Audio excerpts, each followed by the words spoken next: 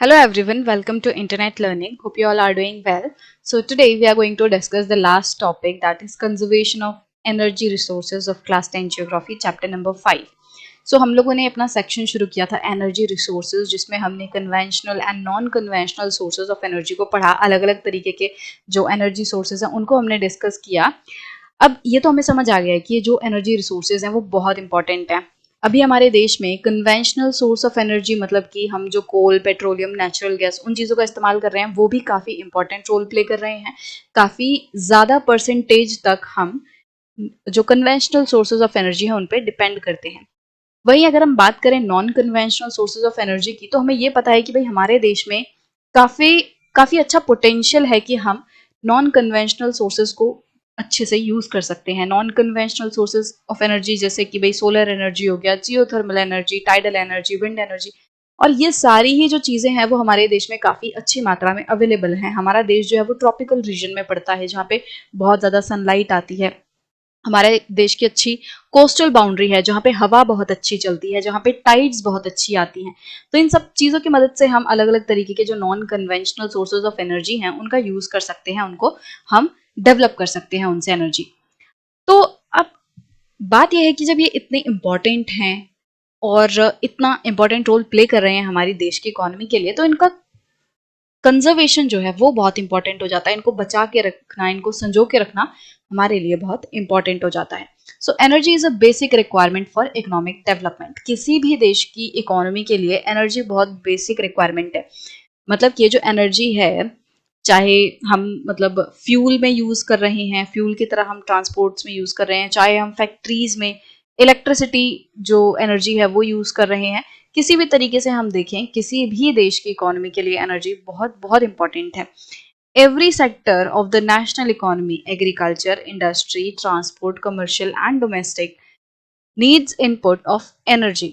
देश का कोई भी सेक्टर हो, चाहे वो एग्रीकल्चर हो, इंडस्ट्री हो, ट्रांसपोर्ट हो, कमर्शियल एंड डोमेस्टिक, मतलब चाहे हम कमर्शियल यूज की बात करें, चाहे हम डोमेस्टिक यूज की बात करें, हमारे घरों में, बड़ी बड़ी फैक्ट्रीज में, इन सभी जगहों पे हमें एनर्जी की जरूरत है। The economic development plans implemented since independence necessarily required increasing amount of energy to remain operational। अब हमारे देश में इंडिपेंडेंस के बाद से ही जो भी इकोनॉमिक डेवलपमेंट के लिए प्लान्स बनाए गए, उनमें हमेशा क्या हो रहा है कि हमें ज्यादा से ज्यादा एनर्जी की रिक्वायरमेंट दिखाई दे रही है कि भाई हम जो प्लान बना रहे हैं उस प्लान को अच्छे तरीके से इम्प्लीमेंट करने के लिए, उस प्लान को अच्छे तरीके से ऑपरेशनल बनाने के लिए हमें ज्यादा से ज्यादा एनर्जी की जरूरत पड़ेगी। मतलब हमें क्या देखने मिल रहा है कि भाई जैसे जैसे हम और ज्यादा डेवलप होने की कोशिश कर रहे हैं, जैसे जैसे हम अपनी इकोनॉमिक डेवलपमेंट पे और ज्यादा फोकस कर रहे हैं, तो वैसे वैसे हमारी जो जरूरतें हैं फ्यूल की, एनर्जी रिसोर्सेज की, वो बढ़ती जा रही हैं। As a result, consumption of energy in all forms has been steadily rising all over the country। तो वही बात है कि क्योंकि हम इकोनॉमिक डेवलपमेंट, जो हमारे इकोनॉमिक डेवलपमेंट प्लान्स हैं, उनको अगर हमें सही तरीके से इम्प्लीमेंट करना है, अगर हम चाहते हैं कि वो एक सच्चाई बने, जो भी हमने प्लान बनाया है, अगर हम चाहते हैं कि वो रियलिटी बने, उसके लिए क्या चाहिए, हमें ज्यादा से ज्यादा एनर्जी चाहिए। और इसकी वजह से क्या हो रहा है, पूरे देश में कंजम्पशन ऑफ एनर्जी जो है वो बढ़ रहा है।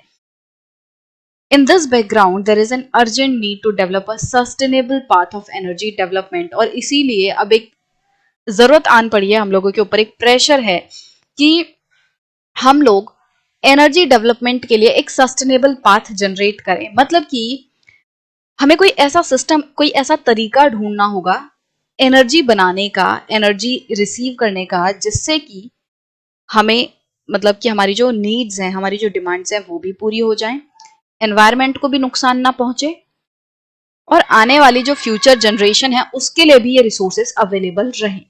Promotion of energy conservation and increased use of renewable resource are the twin planks of sustainable energy. तो अगर हम बात करें कि भाई अब हम कैसे कंजर्व करेंगे इस एनर्जी को, कैसे क्या करें जिससे कि ये हमारी एनर्जी बची रहे, कंजर्व हो, इस तरीके से कि हमारी नीड्स भी पूरी हो जाए और आने वाली जो जनरेशन है उसकी नीड्स भी पूरी हो जाए, एनवायरमेंट को भी कोई नुकसान ना पहुंचे। तो इसके दो तरीके हैं, इसके ट्विन प्लैंक्स हैं, दो तरीके, ये दोनों साथ में चलेंगे, ठीक है। तो क्या है, increase use of renewable energy. पहला जो हमें काम करना होगा एनर्जी को बचाने के लिए, उसको कंजर्व करने के लिए वो है रिन्यूएबल एनर्जी का यूज करना, वो भी ज्यादा से ज्यादा। क्योंकि जैसे अगर हम कोल वगैरह की बात करें तो भाई वो ऐसे रिसोर्स हैं जिनको आपने एक बार यूज किया वो खत्म हो जाएंगे। अगर आपने एक कोल का टुकड़ा जलाया then it will be finished, you can not use it any more, वो एकदम खत्म। But if you talk about air, it is unlimited, आप उसको कितना भी यूज कर सकते हो, देर इज नो लिमिट। कोई ऐसा स्टॉक नहीं है एयर का। तो जो विंड एनर्जी है उसको आप बहुत ज्यादा यूज कर सकते हो, इट्स काइंड ऑफ अनलिमिटेड।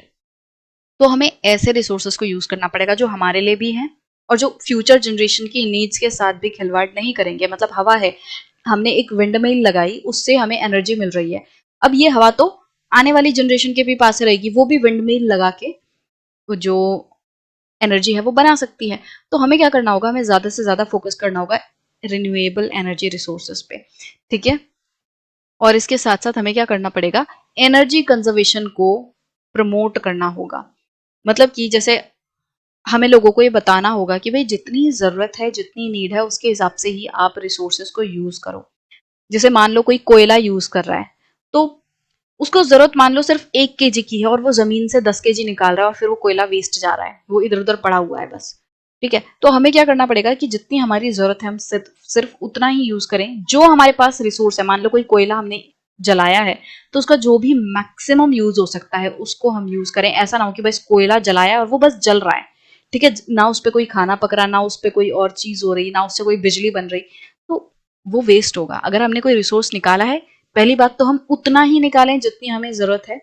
अगर हमने निकाला है तो हम उसका प्रॉपर यूज करें, उसका जो भी कंप्लीट यूज हो सकता है, इफिशिएंटली जो उसका यूज हो सकता है हम वो करें, उसको वेस्ट ना करें, ठीक है। तो हमें एनर्जी कंजर्वेशन को प्रमोट करना पड़ेगा, लोगों को जागरूक करना पड़ेगा कि we need to conserve these resources, ठीक है। तो दो चीजें क्या हो गई जो हमें करनी है, एनर्जी कंजर्वेशन प्रमोट करनी है और जो रिन्यूएबल सोर्स ऑफ एनर्जी हैं उनको हमें यूज करना है ज्यादा से ज्यादा। India is presently one of the least energy efficient countries in the world. अगर हम आज के टाइम पे बात करें तो इंडिया एक ऐसी कंट्री है जो कि दुनिया में सबसे कम एनर्जी इफिशिएंट वाले देशों में से एक है। मतलब यहाँ पे हम एनर्जी जो है वो प्रॉपर तरीके से यूज नहीं कर पा रहे हैं। हमारे जो रिसोर्सेज हैं वो बहुत ज्यादा लिमिटेड हैं। मतलब कि एक तरीके से हम ये कह सकते हैं कि हम एक ऐसा नेशन नहीं है जिसके पास बहुत ज्यादा मात्रा में एनर्जी अवेलेबल है, हमारे पास नहीं है। हमारी खुद की जो एनर्जी है वो बहुत कम। सो बहुत सारे ऐसे रिसोर्सेज हैं जैसे पेट्रोलियम वगैरह हो गया, इन सबको हमें इंपोर्ट करना पड़ता है अपने देश की नीड्स को पूरा करने के लिए, डिमांड्स को पूरा करने के लिए। तो हम एक ऐसा नेशन है जो कि पूरी तरीके से अपने ऊपर डिपेंड नहीं है, हम लोग दूसरों पे डिपेंड करते हैं, हम इम्पोर्ट पे डिपेंड करते हैं अपनी एनर्जी डिमांड्स को पूरा करने के लिए। तो हमारे पास जितने भी रिसोर्सेज है ना, उसमें अभी हम प्रॉपर तरीके से अपनी नीड्स को फुलफिल नहीं कर पा रहे हैं। मतलब मैं जब कह रही हूँ कि हमारे पास जितने भी रिसोर्सेज है, इट मीन्स हमारे देश की बाउंड्री में जितने भी रिसोर्सेज अवेलेबल हैं वो इतने इनफ नहीं है कि वो हमारी नीड्स को पूरा कर सकें। तो हम लोग एनर्जी इफिशिएंट नहीं है, सबसे कम एनर्जी इफिशिएंट है।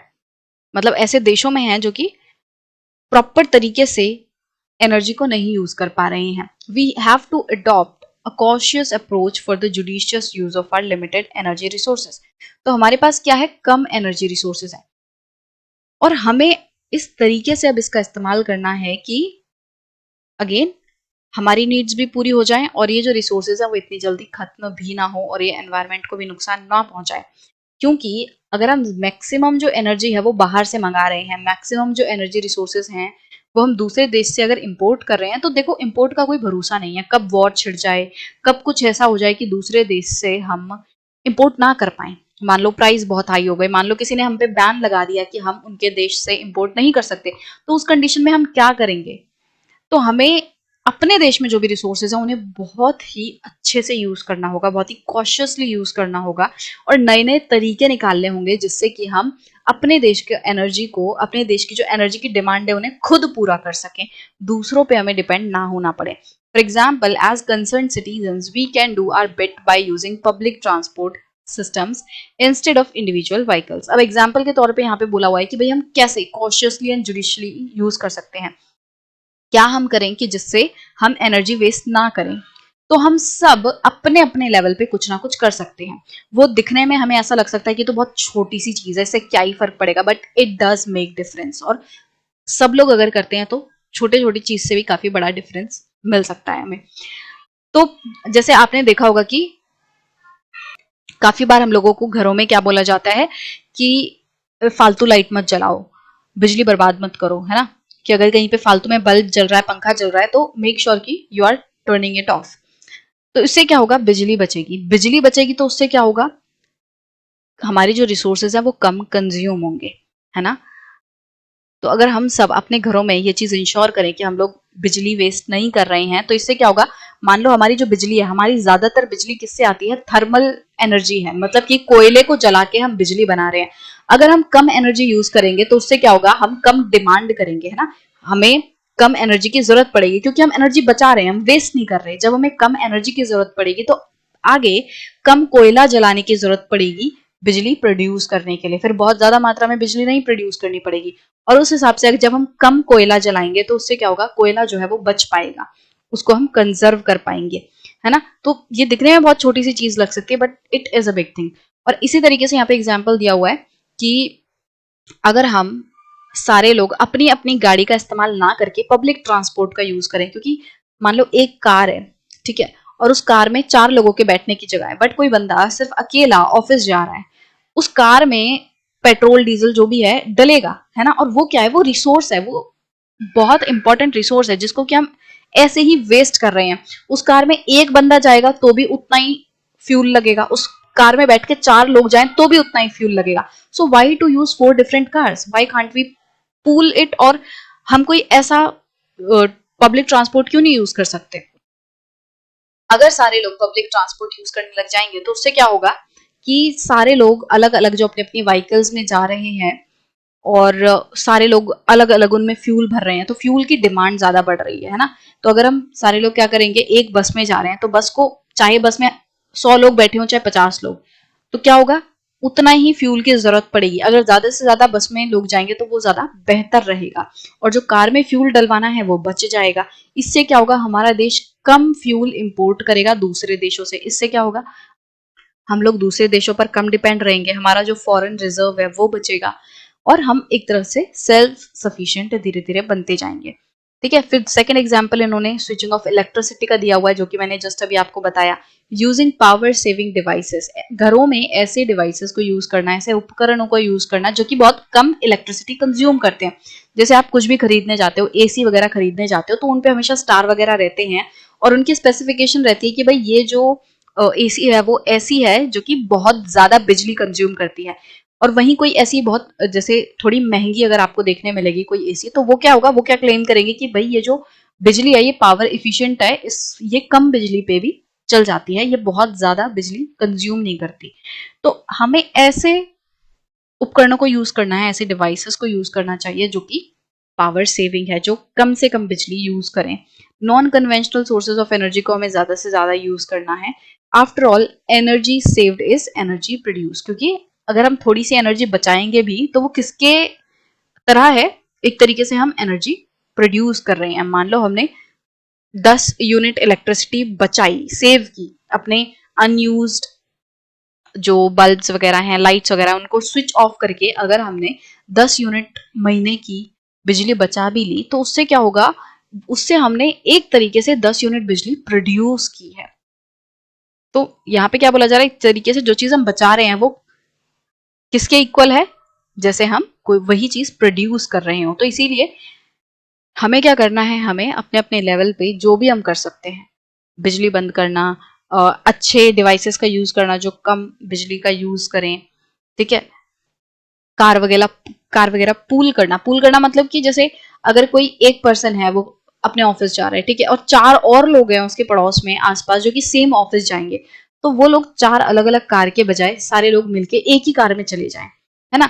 तो ये चीज क्या है, ये पूलिंग कहते हैं इसे। तो इससे क्या होगा, अगेन फ्यूल बचेगा, है ना। तो इस तरीके की बहुत सारी छोटी छोटी चीजें हम कर सकते हैं और एनर्जी जो है वो बच सकती है, क्योंकि अभी हमें लग रहा है कि ये बहुत बड़ी चीज नहीं है, कि क्या ही करना है इतना बचा के, है तो हमारे पास बहुत, बट आने वाले टाइम में इन सब चीजों की किल्लत होने वाली है।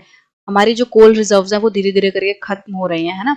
जो पेट्रोलियम वगैरह है उसके रिजर्व धीरे धीरे करके दुनिया भर में खत्म हो रहे हैं।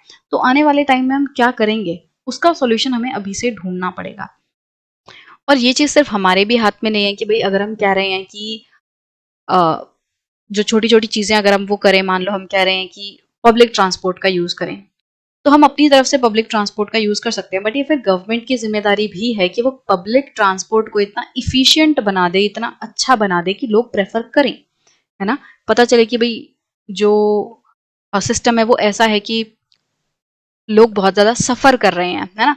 तो वो सफरिंग नहीं होनी चाहिए। पब्लिक ट्रांसपोर्ट को गवर्नमेंट को कुछ ऐसा करना चाहिए कि वो और ज़्यादा आसान हो जाए, जिससे लोगों को कन्वीनियंट लगे कि भाई क्या खुद से जाना, खुद कार चला के जानी पड़ेगी, इससे बेहतर तो चलो बस में चले जाते हैं, वो ज़्यादा बेहतर है। तो गवर्नमेंट को भी अपनी तरफ से स्टेप्स लेने होंगे। और इस मामले में जैसे आपने मेट्रो देखी होगी, मेट्रो एक बहुत अच्छा ऑप्शन है और काफ़ी अच्छा तरीका है पब्लिक ट्रांसपोर्टेशन का, कि भाई कोई पर्सन अगर कार वगैरह से जाएगा तो वो लेट हो जाएगा, इतनी ज़्यादा ट्रैफिक रहती है। वही अगर मेट्रो से जाएंगे तो वो टाइम से पहुंच जाएंगे। और मेट्रो क्या है, पब्लिक ट्रांसपोर्ट, इतने सारे लोग जो हैं आसानी से एक जगह से दूसरी जगह जा सकते हैं। तो इस तरीके के सिस्टम जो है गवर्नमेंट को और ज़्यादा बनाने चाहिए।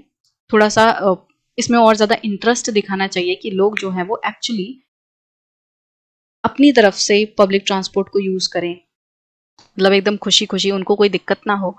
ठीक है, इसी तरीके से जैसे बिजली बचाने की बात है तो लोगों को एनकरेज करना कि नॉन रिन्यूएबल सॉरी जो रिन्यूएबल सोर्सेज ऑफ एनर्जी हैं या non conventional sources of energy हैं उनका ज़्यादा से ज़्यादा यूज़ हो।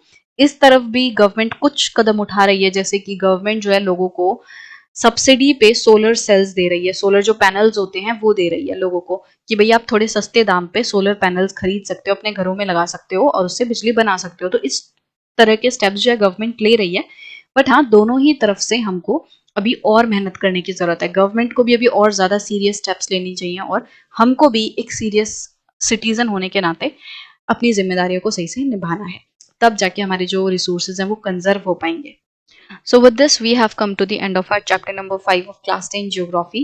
I hope you like this video, you like this whole chapter and got to learn a lot of things, and each and everything is clear. And अगर अभी भी आपको कुछ नहीं समझ आया तो you can still put that thing, put your doubt in comment box. तो I'll try कि मैं सारे questions का आपका answer करूँ. So if you like the video then please give it a thumbs up and don't forget to subscribe the channel and press the bell icon. So we'll meet in the next video with a new topic. Bye bye.